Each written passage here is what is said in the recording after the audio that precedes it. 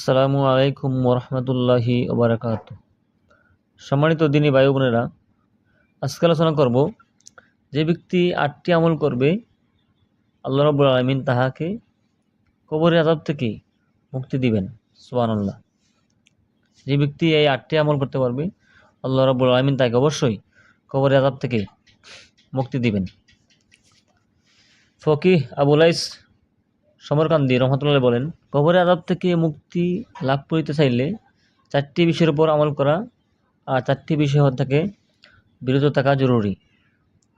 যে বিষয়গুলির উপর আমল করা জরুরি তা হইল নিম্নরূপ। নাম্বার 1, রীতিমতো নামাজ আদায় করা। নাম্বার 2, বেশি বেশি করে সদকা করা। নাম্বার 3, কোরআন তেলাওয়াত করা। নাম্বার 4, বেশি বেশি তাসবিহ পড়া। সুবহানাল্লাহ। এই সমস্ত আমলগুলি কবর আলোকিত ও প্রশস্ত করে। যে ব্যক্তি রীতিমতো নামাজ আদায় করবে, বেশি বেশি সদকা আদায় করবে, কোরআন তেলাওয়াত করবে, 4 নম্বরে বেশি বেশি তাসবিহ পড়বে, আল্লাহ রাব্বুল আলামিন তার কবর আলোকিত করে দিবেন এবং তার কবরকে প্রশস্ত করে দিবেন। এরপরে যে সকল বিষয় থেকে নিজেকে বাঁচিয়ে রাখা জরুরি তা হইল 4 প্রকার। নাম্বার 1, মিথ্যা কথা না বলা। নবী করিম সাল্লাল্লাহু আলাইহি ওয়াসাল্লাম বলছেন, সকল গুনার মা হলো মিথ্যা কথা বলা। এজন্য মিথ্যা কথা না বলা। 2 নম্বর হলো অপরের সম্পদ আত্মসাৎ না করা। যে ব্যক্তি চগলখড়ি করবে তার আমল নামার সওয়াব ওই ব্যক্তির আমল নামায় চলে যাবে যার চগলখড়ি করবে, যার গীবত করবে। 4 নম্বর হলো পেশাবের চিতা থেকে বাঁচিয়ে থাকা।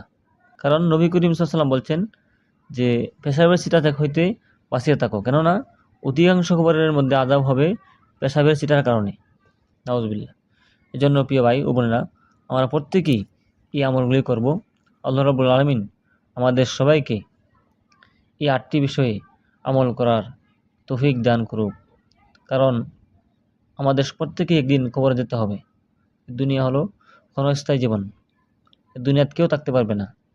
সুতরাং আমাদের কাছে মৃত্যু আসার আগেই আমরা প্রত্যেকেই এই আমলগুলা চালু করব, যাতে আল্লাহ রাব্বুল আলামিন আমাদের সবাইকে কবর আযাব থেকে মুক্তি দেন।